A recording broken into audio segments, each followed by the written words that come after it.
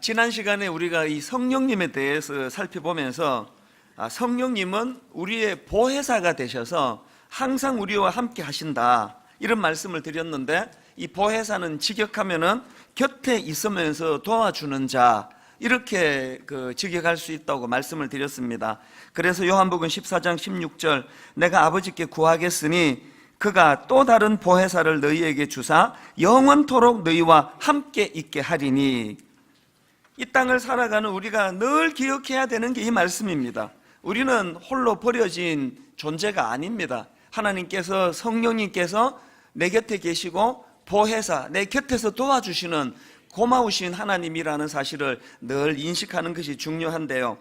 근데 또 다른 중요한 한 가지가 뭐냐 하면은, 성령님은 이처럼 우리 개인의 내면에 임재하시면서 우리 개개인을 돕는 일도 행하시지만, 그러나 성령님은 이런 개인적인 차원에만 머물러 계시지 않습니다. 거시적이고도 포괄적인 차원에서 이 시대의 부흥을 주도하시는 분이 성령님이시라는 겁니다. 오늘 본문을 그런 관점으로 보셔야 되는데요, 사도행전 2장에 나오는 이 성령 강림 사건이야말로 이후에 그 초대교회가 그렇게 강력한 부흥을 맛볼 수 있게 된 이 원동력을 역할을 했고, 또 그런가 하면은 2000년이 지난 오늘에 이르기까지 성령님이 일하고 계시기 때문에 그 수많은 핍박과 이런저런 어려움 속에서도 교회가 오늘날까지 생명력이 유지될 수 있다는 사실입니다.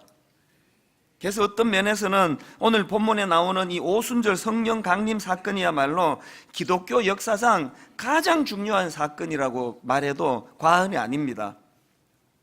자, 근데 여기서 한 가지 주목해 볼 것이 있습니다. 이 강림하시는 성령님을 성경이 어떻게 묘사하는가 보니까요, 우리 본문 사도행전 2장 2절 3절을 한번 보시겠습니까?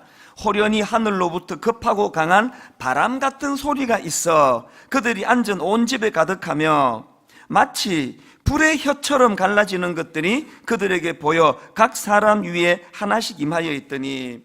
지금 오순절에 임하신 성령님을 묘사하는데 보니까 청각적으로는 급하고 강한 바람 같은 소리로 그렇게 묘사를 하고 있고요, 또 시각적으로는 불의 혀처럼 갈라지는 것으로 그렇게 묘사를 하는 겁니다.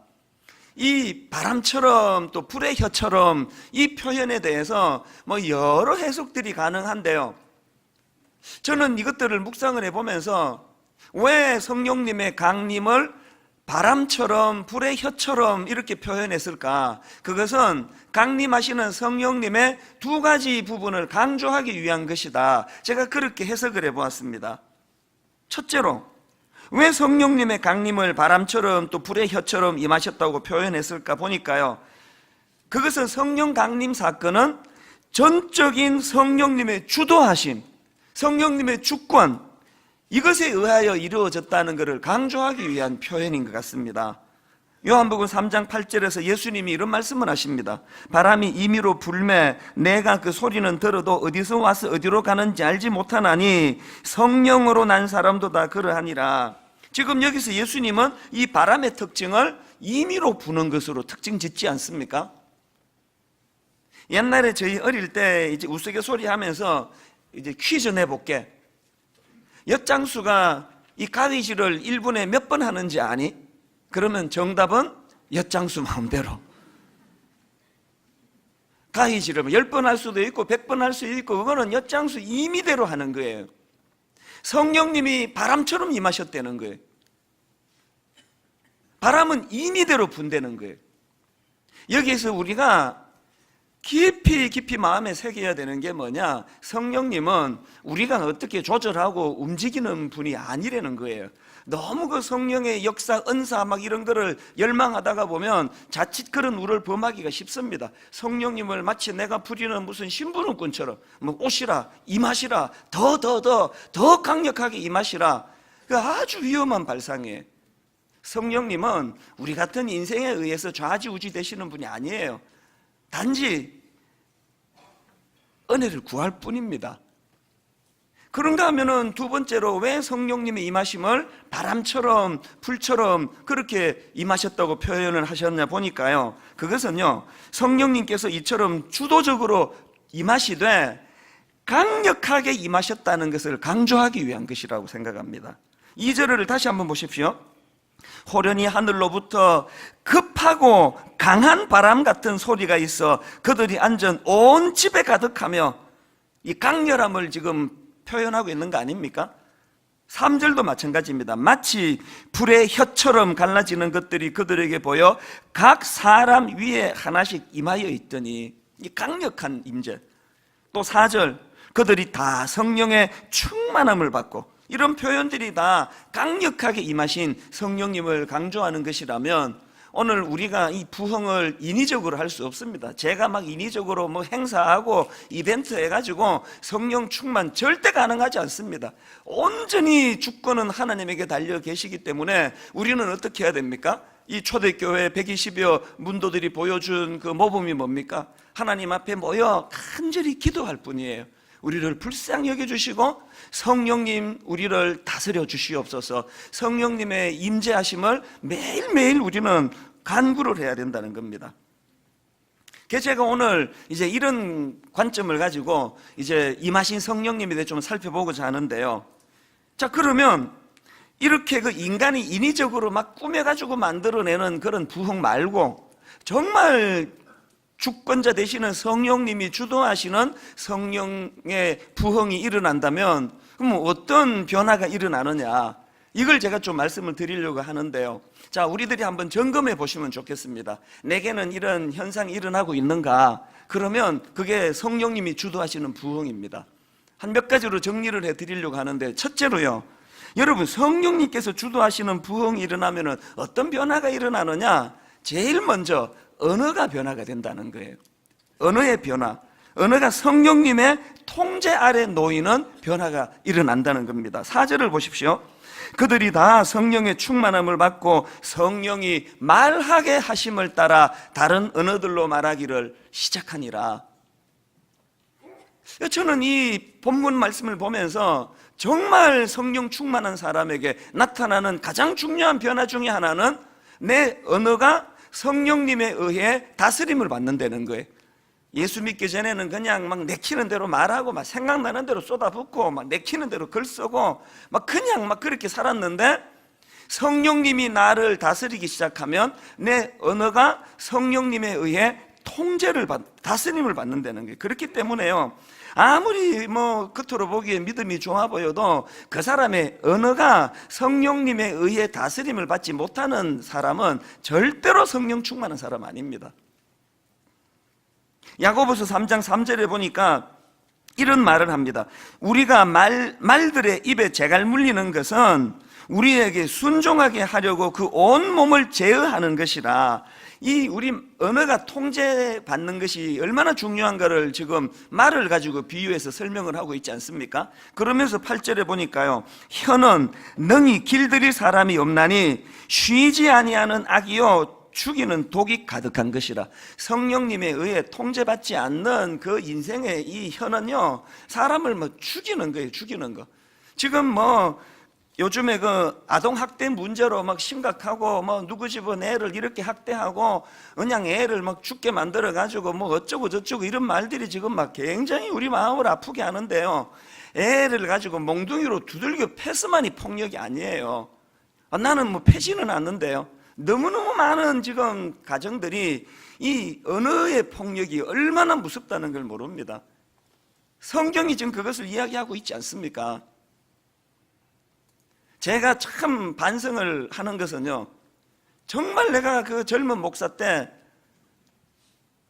말로서 사람들을 다치게 한 적이 참 많다는 생각이 드는 거예요. 그걸 막 굉장히 막 철학이 있고 의식이 있는 것처럼 그렇게 포장해서 말했지만, 여러분, 내 혀가 아무리 그게 뭐 좋은 의미라 할지라도 그것이 성령님에 의해 다스려지지 않는 말은 성령의 말이 아니라는 거예요.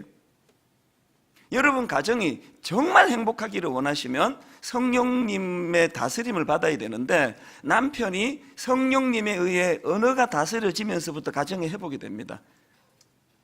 우리 집을 보니까 그렇더라고요.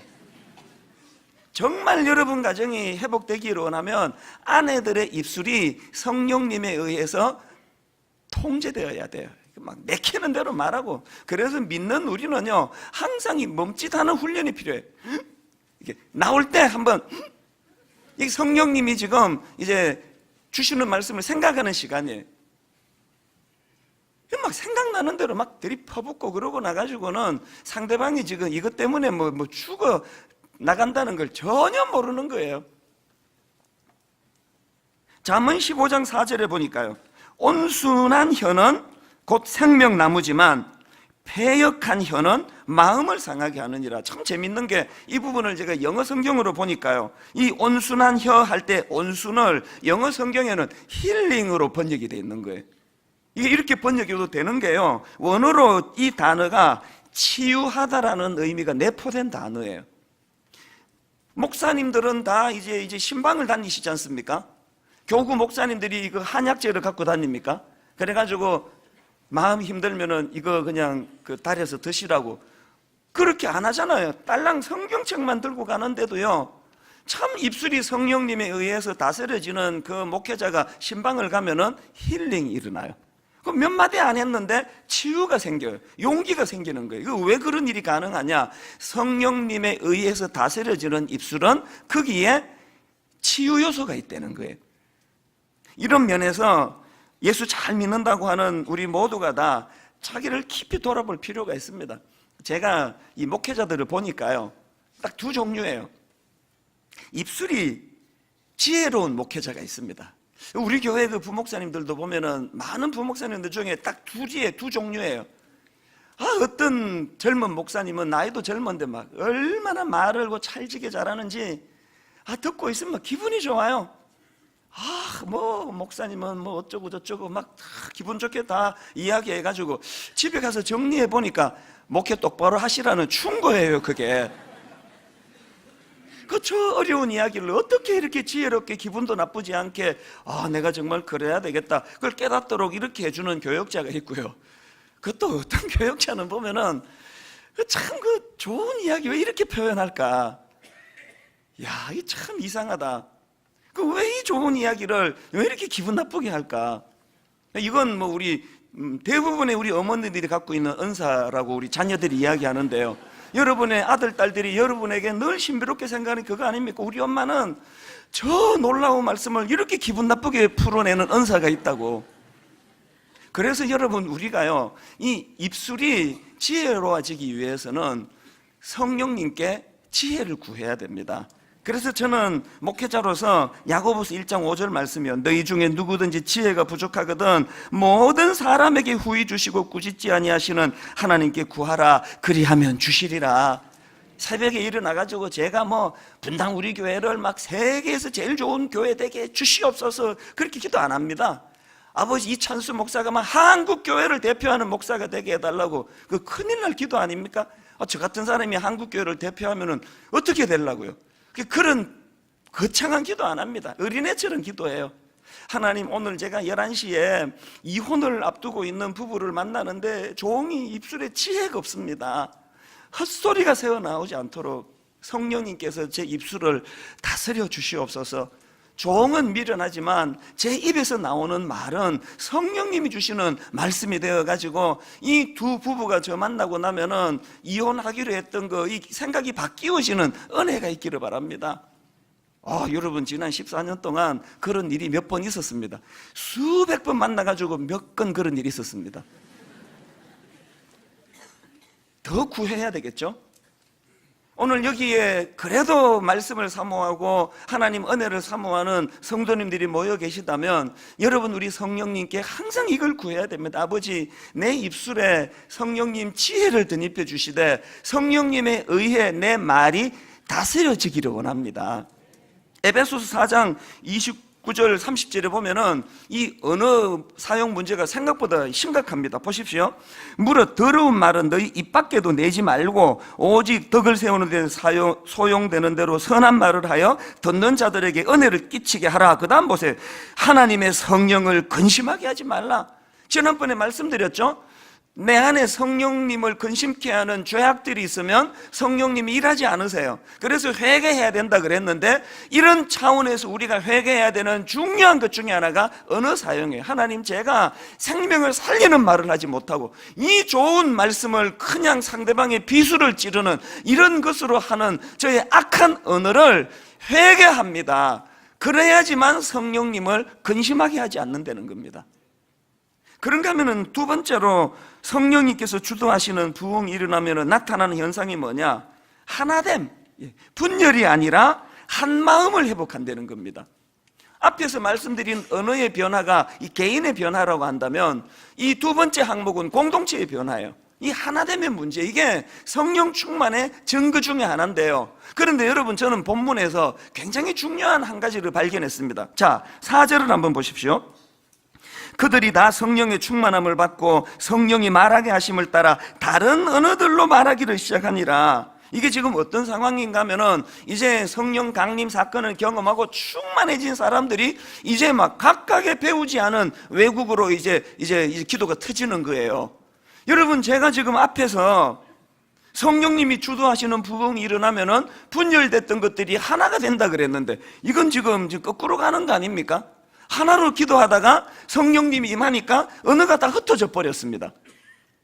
이게 어떻게 됐느냐? 이게 참 흥미롭더라고요.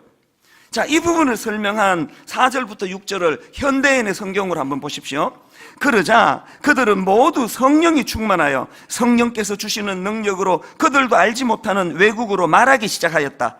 그때 예루살렘에는 세계 여러 나라에서 온 경건한 유대인들이 많이 머물고 있었다. 하늘에서 난 바람 같은 이 소리를 듣고 몰려든 군중들은 각자 자기 나라 말로 제자들이 말하는 것을 듣고 어리둥절하였다. 이 어떤 상황인지 아시겠죠? 오순절을 맞이해가지고 막 원근각처에서 여러 다른 지역과 나라에서 사람들이 모여들었는데, 지금 성령 충만한 사람들이 각각의 그 배우지 아니한 여러 다른 나라 말로 이제 방언이 터진 거예요.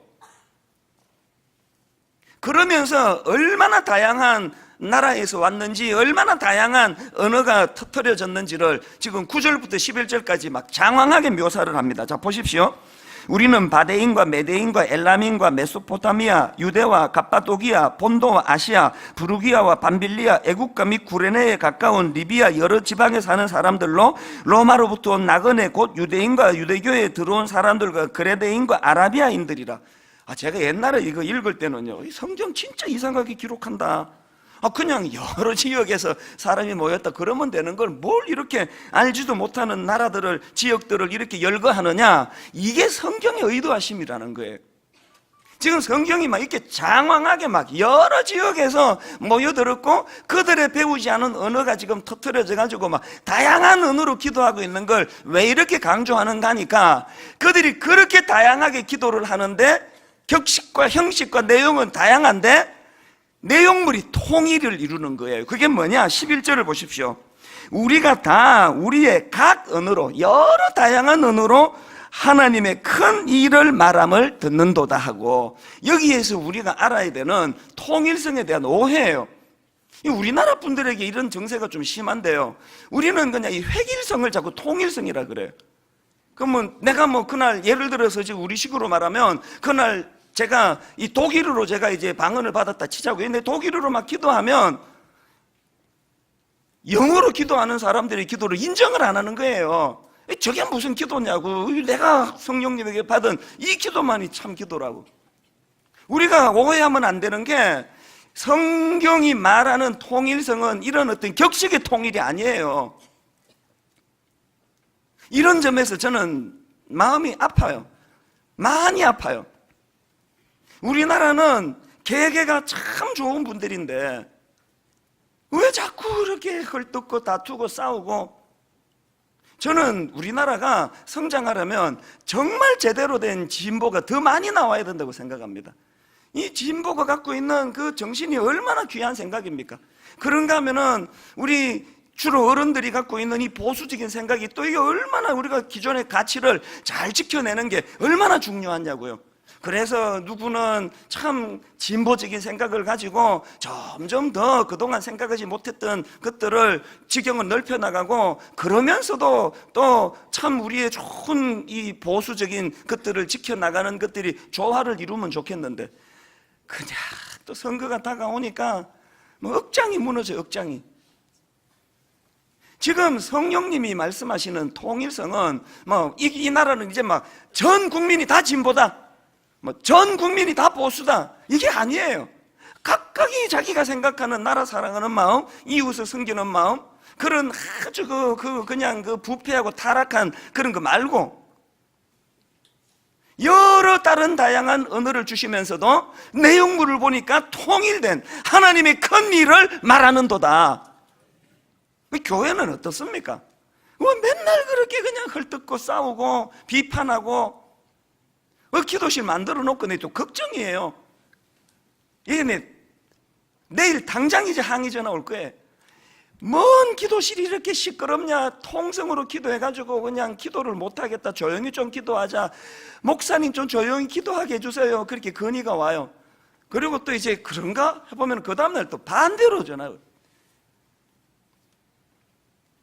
통성으로 좀 소리내서 기도하고 싶은데 뭐 자꾸 그걸 못하게 막는다고 막 그래가지고, 이 막 목사가 이 두 사이에 껴가지고 끼어서 지금 죽을 지경에, 아직 안 죽고 산 게 이게 기적이에요. 이게 막 교회가 막 계속 그러는 거 아닙니까? 조용히 묵상으로 깊이 기도하는 그 기도도 인정해 주시고요, 막 통성으로 부르짖어 기도하는 사람을 보면 얼마나 심령이 갈급하면 저렇게 기도하겠나, 그것도 용납해 주시고요, 여러 다양한 생각과 칼라들이 다 모이는데 내용물은 하나예요. 하나님의 큰 일을 말함을 내가 듣는도다. 제가 이제 미국 이민 생활을 끝내고 한국으로 들어와서 이제 신학대학원에 입학을 해가지고 3년 동안 이제 기숙사 생활을 했거든요. 4인 1실인데요. 참 그 추억이 많습니다. 우리 너무너무 신학생들하고 재밌게 지냈는데, 근데 제가 잊혀지지 않는 한 분이 있는데요. 이 전사님은 굉장히 독특해요. 한 10시 넘어가지고 지금 자야 되는데요, 갑자기 이분이 뭐가 출출하잖아요. 그럼 조용히 가가지고 매점에 가서 빵 하나 사 먹고 오시면 되는데, 갑자기 다 우리 전사님들 집합이 다 모아요. 모아가지고 벌써 걸어왔어요. 사다리 타기 그래가지고, 이제 뭐 이렇게 미국 살다 와요. 근데 뭔지도 몰랐습니다. 뭐 막 사다리 이렇게 걸어가지고, 이찬수 목사님은 5,000원 당선됐었습니다. 그리고 5,000원 내놓으라 그러는 거예요. 이렇게 걸어가지고 또 자기는 1,000원밖에 안 내고. 어떨 때는 안 하고 싶어요. 지금 안 먹고 싶을 때가 있거든요. 그래가지고 어떤 전사님이, 오늘은 이거 안 하고 싶습니다. 그러면 꼭 그 사람이 하는 이야기가, 공동체를 모릅니까? 공동체 정신에 입이 된다고 큰 마음으로 나가야 된다는 거예요. 그분이 오해하는 게 뭡니까? 공동체라는 게요, 난 사다리 안 타고 싶어도 타야 되고, 안 먹고 싶어도 이 사람이 빵 먹으니까 저녁에 나도 먹어야 되고, 이게 공동체가 아니에요. 각각의 그 사람의 고유의 생각과 은사와 기질들을 존중해 주면서 각각으로 그냥 빵 먹고 싶으면 조용히 가서 하나 그냥 자기가 사 먹고 들어오면 되는 거 아닙니까? 이 다양성을 인정해 주면서 내용물에 있어서 이 통일된 것, 그렇게 다양한 언어로 기도가 터졌는데 내용은 딱 하나예요. 하나님의 큰 일을 말함이라. 여러분, 오늘 그 본문에 나오는 말씀하고 완전히 정반대로 나타나는 사건이 하나 있는데, 창세기에 나오는 바벨탑 쌓는 사건 아닙니까? 창세기 11장 1절에 보니까요, 온 땅의 언어가 하나요, 말이 하나였더라. 그토록 우리가 좋아하는 획일적인 통일이 이루어졌네요. 그런데 왜 하나님이 흩어버리시느냐고요. 말이 하나고 또 언어가 하나인데 이게 중요한 게 아니라는 거. 이게 오늘 분당 우리 교회가 뭐 얼마나 한 마음으로 단합이 되느냐, 이것보다 더 중요한 것은 이 교회가 성령님의 다스림에 의해 가지고 하나님이 기뻐하시는 일을 행하고 있는가, 이게 중요한 거 아닙니까? 그렇기 때문에 에베소서 4장 3절 4절을 꼭 명심하셔야 됩니다. 평안에 매는 줄로 성령이 하나 되게 하신 것을 힘써 지키라. 몸이 하나요 성령도 한 분이시니 이와 같이 너희가 부르심의 한 소망 안에서 부르심을 받았느니라. 분당 우리 교회는 물론이고 오늘 여러분 가정 안에서 이 평안에 매는 줄로 성령이 하나 되게 하신 것, 이것을 힘써 지키는 여러분의 가정들이 되기를 바랍니다. 남편과 아내가 성령 안에서 기쁨으로 서로가 하나 되고 한 방향으로 자녀를 양육하고, 그래서 저는 너무너무 혼란한 이 시대이기 때문에 성 프란시스의 평화의 기도가 참 오늘 이 시대에 필요한 기도라고 생각합니다. 주여, 나를 평화의 도구로 써주소서. 미움이 있는 곳에 사랑을, 다툼이 있는 곳에 용서를, 분열이 있는 곳에 하나됨을. 그런데 여러분, 이 프란시스의 기도가 응답될 수 있는 조건은 딱 하나예요. 성령님이 나를 다스려 주실 때예요. 자, 그런가 하면은 세 번째로, 성령님이 주도하시는 부흥이 일어나면은 어떤 일이 일어나느냐? 꿈이 회복이 돼. 꿈이 회복이 되는데, 그 꿈이 약속에 근거한 꿈이라는 것입니다. 오늘 본문에서 강력한 성령 강림 사건이 일어나는 것을 묘사하는데, 그 앞에 그 성령 강림이 일어나기 전에 1절을 보십시오. 오순절 날이 이미 이르매 그들이 다 같이 한 곳에 모였더니 한 마음이 돼가지고 합심해서 성령 충만을 지금 부르짖고 있는데요. 여러분, 그 120여 문도들이 그렇게 하나님 앞에 성령 강림을 놓고 애타게 기도할 수 있었던 원동력은 어디서 나오느냐? 예수님의 약속하심을 근거로 한 거 아닙니까? 바로 앞에 나오는 사도행전 1장 4절 5절에 예수님의 약속을 보십시오. 사도와 함께 모이사 그들에게 분부하여 이르시되 예루살렘을 떠나지 말고 내게서 들은 바 아버지께서 약속하신 것을 기다리라. 요한은 물로 세례를 베풀었으나 너희는 몇 날이 못되어 성령으로 세례를 받으리라 하셨느니라. 지금 내가 가면 성령을 보내주시겠다는 이 예수님의 약속을 근거로 해가지고 그들이 이렇게 갈망하는 것, 이게 얼마나 중요합니까? 오늘 우리 모두가 다, 저는 무덤에 가는 그날까지 저는 꿈꾸는 목사가 되기를 원합니다. 분당 우리 교회가 이만큼 커졌고 이제 뭐 더 이룰 것도 없고, 그 생각을 하는 그날이 제가 사표 서는 날이 되기를 원합니다. 교회 사이즈는 관계없습니다. 교회는 하나님의 약속하심을 바탕으로 꿈꾸는 공동체가 돼야 되는 거예요. 가정도 마찬가지예요. 여러분 가정이 그렇게 어려워지게 된 원인은요, 밥을 굶게 돼서 그런 거 아니에요. 먹고 살만 해가지고 하나님 주시는 꿈이 가정을 견인하는 에너지가 아니기 때문 아닙니까? 그렇기 때문에 오늘 본문 말씀은 누가복음 24장 49절에서 주신 주님의 약속의 성취로 봐야 됩니다. 볼지어다 내가 내 아버지께서 약속하신 것은 너희에게 보내리니 너희는 위로부터 능력으로 입혀질 때까지 이 성에 머물라 하니라. 그냥 갈 데 없어서 성에 머문 거 아니에요. 말씀, 약속의 말씀을 바탕으로 그들에게 꿈이 있었기 때문에 그 성에 머물러 기도한 거 아닙니까? 제가 오늘 모처럼 걸어왔거든요. 봄도 되고 해가지고 모처럼 제가 이제 걸어오면서 일부 예배 때 그 6시 얼만데요. 마음이 아팠습니다. 교회로 가시는 성도님들의 뒷모습이 막 너무 어깨가 처져 있는 거예요. 뭐 안 그런 부부도 있는데 막 대부분의 부부들이 세상에 이 가슴 벅찬 예배를 드리러 부부가 오면서 한마디도 안 해요. 뭐 제가 싸우다 왔는지. 그래서 마음이 아팠습니다. 야, 이 얼마나 지치고 피곤하면 이 기쁜 예배를 드리러 오는데 이렇게 힘이 하나도 없을까? 기도가 저절로 나와요. 하나님, 이 성도들이 저렇게 피곤하고 지친 상태로 터벅터벅 그냥 의무적으로 교회를 나오지만 오늘 예배 시간에 강한 성령님의 일하심을 경험하고 이 문을 열고 나갈 때는 막 활기찬 하나님이 잃어버린 꿈을 회복시켜 주시기 때문에 기쁨으로 이 문을 열고 나가게 되기를 바랍니다. 더 중요한 거, 부부간에 대화하면서 가세요. 대화하면서. 그렇게 꼭 싸운 사람들처럼 할 말도 없고 뭐 꿈이 없으니까 할 말이 없죠. 뭐 기껏 하는 이야기는 큰애는 성적이 잘 나왔나 어쨌나. 그래가지고 그 경기도 외곽에 가보면은 식당에서 저 두 사람이 남녀가 밥 먹는데 이게 불륜인지 부부인지 맞추는 거 딱 하나밖에 없대잖아요. 저잘 이야기 잘하고 막 밥도 먹여주면 100% 불륜이래요. 뚱하게 해가지고 그냥 밥 먹는 데만 신경 쓰고 있으면 그건 부부라는 거, 가슴 아픈 이야기 아닙니까? 저는 오늘 성령님이 여러분 가정에 식어버린 꿈을 회복시켜 주셔가지고 막 부부간에 그냥 막 잠자는 것도 잃어버리고 성령님이 회복시켜 주신 꿈을 나누는 그런 가정이 되시기를 바랍니다. 너무 엄청난 걸 구하면 아멘도 안 해요. 아이, 바랄 걸 바라야지, 우리 부부한테. 성령님이 임하시면 그 일도 가능한 줄로 믿습니다. 그래서 여러분, 베드로가, 저는 참 멋있어, 이 본문의 베드로가.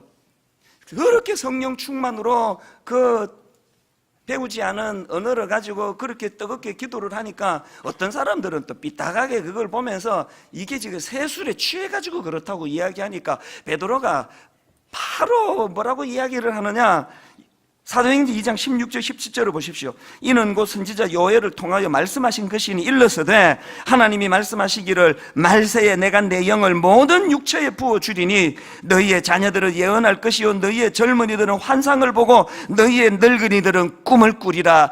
이 예언이 성취된 사건이라는 거예요. 베드로의 요지가 뭐예요? 우리 술 먹은 거 아니라는 거예요. 술 취해서 이런 게 아니고 우리가 하나님의 약속하신 말씀을 근거로 해가지고 그 약속을 가지고 하나님께 구했더니 성령님께서 그것을 성취해 주신 가슴 벅찬 사건이 너희들이 보고 있는 이 사건이다. 오늘 우리가 세상 사람들이 교회를 향하여 비난할 때 베드로처럼 이렇게 멋있게 말해줄 수 있는 말이 없어서 초라한 거 아닙니까? 저는 26년의 세월 동안 이 말씀을 붙잡았습니다. 왜 그러냐? 신학교 들어가는 날부터 오늘 아침에 이르기까지 저는 저희 어머니의 꿈이 이루어져서 목사가 된 사람이거든요. 저희 아버지가 목사님이신데도 불구하고 말을 더듬으시니까 얼마나 그게 마음이 아프겠습니까? 속에는 막 성령의 불이 막 끓어오르는데 말 더듬으시는 분이요, 에너지가 많아서 그런 거예요. 막 속에는 성령의 불이 막 선포하기를 원하는데 말을 더듬으시는 거예요. 어떻게 해서든지 간에 본인의 그 연약한 것을 치유받고 은혜 받아가지고 교회를 하나님 앞에 부흥을 원하는데, 그래서 아버지가 40일 금식기도 무리하셨어요. 물도 안 드시고 막 그렇게 금식하시면 이건 애당초 무리 아닙니까? 그렇게 하다가 아버지가 돌아가셨는데 제가 우리 어머니에게 참 눈물나게 감사한 게 뭔지 아십니까? 그런 가슴 아픈 현실 앞에 남편이 교회 부흥을 부르짖다가 돌아가셨는데 이거를 한으로 그것을 그냥 절망으로 떨어지지 않고, 저희 어머니는 그 가슴 아픈 아버지 돌아가시는 사건을 약속을 바탕으로 한 성령 주시는 꿈으로 승화시킨 거예요. 그래가지고 늘 저보고 네가 아버지 뒤를 이어서 목사가 돼야 되겠다. 나는 막내인데도 자꾸 나보고 목사가 되라 그래서 좀 마음이 힘들었습니다. 네 아버지가 기도하다가 돌아가시는 영광은 누렸지만 기도하다가 돌아가셨기 때문에 목회의 열매를 못 거둔 거 아니니 자식이 네가 아버지 뒤를 이어가지고 목회 열매를 네가 거두어야 되겠다. 난 어머니를 이해를 못했습니다. 하나님 원망하고 막 그냥 막 하나님이고 뭐고 막 질렸다 뭐 이렇게 무능한 하나님 나는 이제 못 믿는다. 짐 싸라 우리 부처님한테 간다. 그래야 되는 것 같은데 어머니는 그렇게 비참하게 아버지가 돌아가시는 그 가슴 아픈 사건을 그런 울분과 한으로 그것을 전락시키지 않고 약속을 바탕으로 한 꿈으로 성화시켜가지고 저에게 30살이 될 때까지 어머니의 기도가 멈추질 않아가지고 제가 신학교를 갔는데 제가 딱 목사가 되고 나니까 어머니가 꾸신 꿈이 이런 거구나 이해가 되기 시작하는 거예요. 그래서 26년의 세월 동안 여러분 모두가 다 알고 계시지만 제가 무슨 실력이 있기를 합니까? 뭐 의식이 있기를 합니까? 영어를 잘합니까? 호강 가는 얼굴을 내가 가졌습니까? 뭐 또 뭐 있습니까? 뭐 평소에 하고 싶은 얘기 다 해보세요. 아무것도 없는 인생 아닙니까? 그러나 여러분 성령님이 주시는 꿈을 가진 자들, 그 꿈을 가지고 달려나가니까 26년의 세월이 꿈꾸는 것 같았습니다. 저는 지금 56살인데요 저의 66살이 막 너무너무 기대가 되는 거예요. 세상에 하나님 46살에 저보다 이렇게 아름답게 빚어가십니까? 46살 때는 세상에 36살 때 제가 얼마나 미숙했는데 이렇게 저를 빚어가십니까? 세상에 26살 때 저는요 뭐 철딱선이 옆길이로 말로 다 할 수 없었는데 성령님이 꿈꾸게 하시니까요. 지난주 말씀드렸던 그 박승일 형제 루게릭 병으로 지금 침대에 꼼짝없이 누워 대소변 다 도와줘야 되고 유일하게 움직이는 건 눈동자밖에 없는데 무려 이런 생활 14년의 세월이 지났지만 이 형제를 지탱하게 하는 힘이 뭡니까? 그 연약한 육신 안에 그 영혼을 주장하시는 성령님께서 성령님과 함께하는 자들에게 약속을 바탕으로 한 꿈을 주시기 때문에 이 꿈이 이 형제를 지금도 가슴 뛰게 만드는 거예요. 제가 그 집에 신방 갔을 때도 그 여러분 유일하게 지금 눈 껌뻑껌뻑거리는 것으로 자기 의견을 표현할 수밖에 없는데 그날 이 형제가 제게 부탁한 게 뭔지 아십니까? 목사님 저 좀 도와주세요. 일어날 수 있도록 도와달라는 게 아니에요. 이 루게릭 병으로 고통하는 환자들과 가족을 위하여 병원을 내가 건립하고 싶은데 목사님 이것 좀 도와주세요. 이 놀라운 이야기 아닙니까? 도대체 누가 장애인입니까? 마음만 먹으면 어디든 갈 수 있고 마음만 먹으면 무엇이든 할 수 있으면서 손발 다 묶여가지고 아무 꿈도 없고 왜 사는지도 모르고 맨날 나오는 그런 죽고 싶다 죽고 싶다. 어떻게 된 일이냐고요. 비록 온 몸을 마비가 돼가지고 눈동자밖에는 못 움직이지만 그 성령님이 붙잡아 주시는 이 형제. 그래서 여러분 오늘 예배 마치고 여러분에게 이거 지금 루게릭 요양병원 건립을 위해 가지고 이 지금 이 팔찌를 판매를 하는데요. 뭐 아까 예배 마치고 막 불티나게 팔리는 거 보고 막 가슴이 너무 뜨거워요. 그 형제는 지금도 누워 있는데 방 안에 교통하게 하시는 성령님이 우리들의 마음을 움직여 이 꿈을 같이 꾸는 거예요. 지난 특세 마치고 교구 목사님한테 메일이 왔습니다. 자기 교구에 어느 약국을 하는 집사님이 계시는데 특세 마지막 날에 은혜를 많이 받았다는 거예요. 그래서 좀 장학금을 좀 헌금을 하고 싶다 연락이 와서 제가 전화를 드렸습니다. 그랬더니 이분 하시는 말씀이 약국을 하면서 꿈을 하나님 앞에 어떤 그 기도를 드렸냐 하면 이렇게 수익금이 생기면 뭐 여러 가지 좋은 데 쓰겠지만 그 중에 사람을 키우는 이 장학금을 내가 헌금을 하겠습니다. 그랬는데 그거를 못했다는 거예요. 그날 은혜를 받고 제가 설교 중에 하나님 앞에 드린 약속은 지켜야 한다 이런 요지의 설교를 듣고 그분이 마음에 이제 부담을 느껴가지고 목사님 이제 내가 하나님께 약속을 지키고자 합니다. 그러면서 장학금으로 5천만 원을 주셨어요. 공교롭게도 바로 얼마 뒤에요. 에듀투게더라고 아시죠? 가난해가지고 과외를 받을 수 없는 이 가난한 집 아이들을 지금 우리 성도님들이 눈물나게 지금 과외를 시켜가지고 이제 걔들이 대학도 들어가고 꿈도 회복하고 그러는데요. 그 중에 한 아이가요, 지금 서보원이라는 학생이 있는데 이 친구는 지금 뭐 과외 하나 받을 수 없는 가난한 집안에서도 성령 주시는 꿈, 또 어른들을 통해 전달된 그 꿈 때문에 놀라운 일이 벌어진 거예요. 이 형제가요, 호주 웨스턴 시드니 대학 경영학과에 유학을 가게 됐습니다. 그 귀한 1억의 헌금 중에서 900만 원을 가지고 이 형제를 후원을 하게 된 거예요. UCLA로 유학을 간 자매를 이 헌금을 가지고 도왔고요. 제가 왜 이걸 상세하게 말씀을 드리느냐, 기왕에 지금 저희가 이 헌금 장학금 아니라도요 연 3억에 가까운 장학금을 쓰지만 인물을 키워내는 꿈을 심어주는 장학금을 만들고 싶은 거예요. 우리 홈페이지에 계좌번호 하나 만들어 둘 테니까요, 여러분 이 시간 성령님이 같은 꿈을 꾸게 하신다면 우리 사람 키우는데 가난해가지고 꿈을 못 꾸고 태어나 보니까 흙수저네 흙수저, 개천에서 용나는 일이 없대는데 이런 우리 청소년들에게, 이런 젊은이들에게 먼저 우리가 성령님으로 잃어버린 꿈을 회복하고 그 꿈을 우리 다음 세대에 전해주는 그런 교회가 되기를 간절히 원합니다. 결론을 맺으려고 합니다. 바로 어제 늦은 오후에요. 대략적으로 이제 설교를 마무리하고 이제 가방을 챙겨가지고 집으로 딱 들어가려고 하는데 책 하나가 눈에 띄는 거예요. 출판사에서 가끔씩 이제 그 신간이 나오면은 이제 보내주시는데요. 그래서 이제 그냥 뭐 당장 필요한 책이 아니라서 거기 그냥 방치를 해둔 책이에요. 어제 딱 나가는데 그 책이 눈에 확 들어오는 거예요. 놀랍게도 책 제목이 뭔지 아십니까? 교회 다시 꿈꾸다. 아직 저 내용 못 읽어봤는데요. 일하시는 성령님, 그래서 제가 그 책을 집어들었습니다. 그랬더니 그 책을 구입하면은 비닐로 이런 엽서를 거기에 몇 개다 꽂아주는데 제일 앞에 엽서가 이거였습니다. 이사야 60장 22절. 그 작은 자가 1000명을 이루겠고 그 약한 자가 강국을 이룰 것이라. 때가 되면 나 여호와가 속히 이루리라. 성령이 주시는 꿈을 설교하는 저에게 방점을 찍어주시는 하나님, 이 하나님이 여러분의 하나님인 줄 믿습니다. 이제 하나님, 우리 이 세 가지를 마음에 담고 아버지, 내 입술이 성령님에게 통제되기 원합니다. 하나님, 공통체적으로 다양한 성도들이 모여있지만 내용적으로 한 방향 하나님의 큰 일을 말하는도다.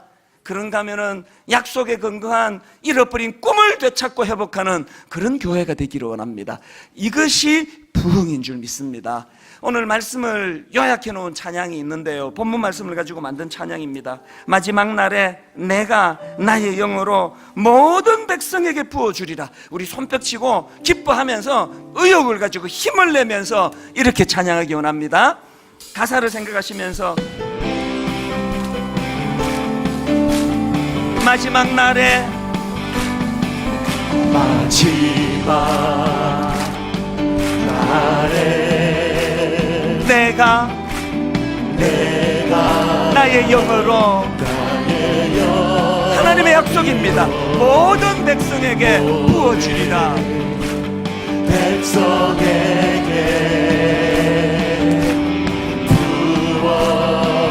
성령 충만함으로 말미암아 놀라운 일들이 나타나는데 자녀들은 예언할 것이요, 청년들은 환상을 보고 아비들은 꿈을 꾸리라. 언제? 주의 영이 임하며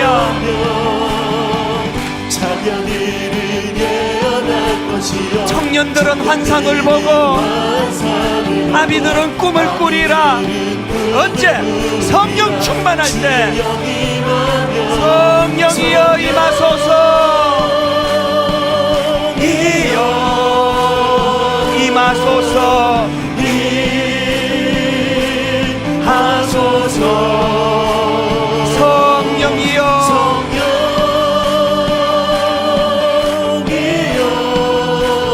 우리에게 임하소서. 사모하는 자들에게 임하십니다. 한 번 더. 자녀들은 예언할 것이요, 자녀들은 예언할 것이요, 청년들은 환상을 보고 아비들은 꿈을 꾸리라. 주의 영이 임하면 자녀들은 예언할 것이요, 청년들은 환상을 보고 아비들은 꿈을 꾸리라. 주의 영이 임하면 성령이여 임하소서, 임하소서. 성령이여 성령이여 우리에게 임하소서.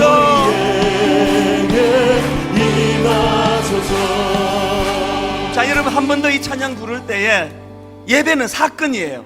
논리가 아니고 이론이 아닙니다. 바로 이 시간에 문을 열고 들어올 때 마음이 답답하고 우울하고 뭔 일로 그렇게 낙심했는지는 모르지만 의욕을 잃어버리고 꿈을 잃어버린 그 성도님에게 성령의 임하심으로 말미암아 약속을 근거로 한 꿈이 회복이 되어가지고요, 저희 어머니처럼 갑자기 예고 없이 남편이 돌아가시는 절망적인 일조차도 이것이 약속을 근거로 한 꿈을 품는 재료가 될 수 있도록 하는 것, 이것이 신앙생활입니다. 우리 한번 다 자리에서 일어나셔서 하나님 앞에 은혜를 구하면서 다시 한번 마지막 날에 내가 나의 영으로 모든 백성에게 부어주리라. 이게 하나님의 약속이거든요. 하나님의 약속의 말씀을 근거로 한 꿈을 꾸는 시간이 되기 원합니다. 우리 다시 한번 더 뜨겁게 찬양합니다. 마지막 날에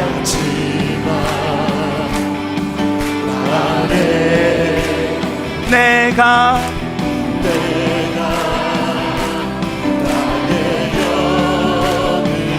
모든 백성에게 그냥 주시는 게 아니에요. 부어주리라. 전능하신 하나님. 아멘. 자녀들은 예언할 것이요 청년들은 환상을 보고 아비들은 꿈을 꾸리라. 주의 영이 임하면 자녀들은 예언할 것이요 청년들은 환상을 보고 아비들은 꿈을 꾸리라. 언제 주의 영이 임하면 성령이여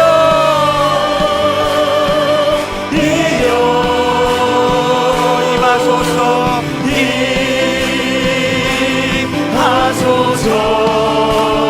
성령이여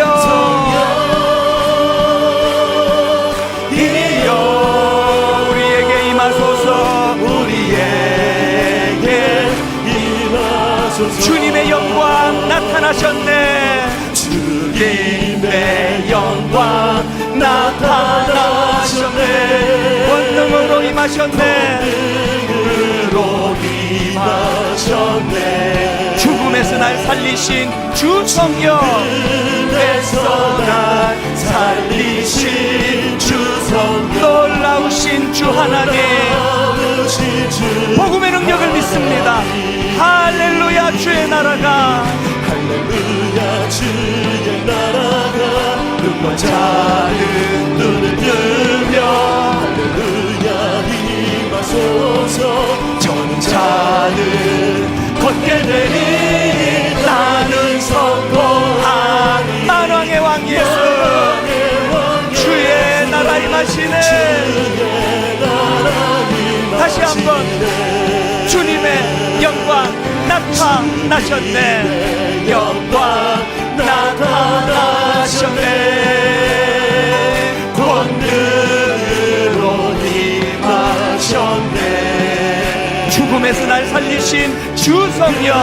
죽음에서 날 살리신 주 성령. 놀라우신 주 하나님. 놀라우신 주 하나님. 할렐루야. 주의 나라가 할렐루야. 주의 나라가 눈먼 자는 눈을 뜨며 할렐루야 임하소서. 저는 자는 걷게 되리 나는 선포하리. 만왕의 왕 예수 왕 예수 주의 나라 주의 나라 임하시네. 주의 나라 임하시네. 주의 나라 임하시네. 주의 나라 임하시네.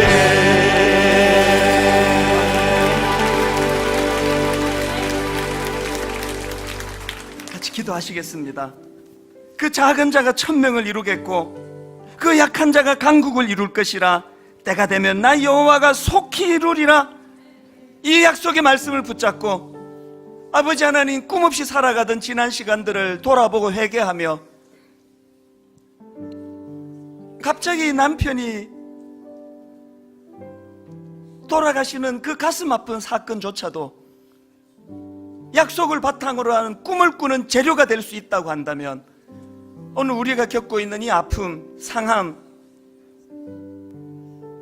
약속을 바탕으로 한 꿈꾸는 재료가 되고 도구가 되는 줄 믿습니다.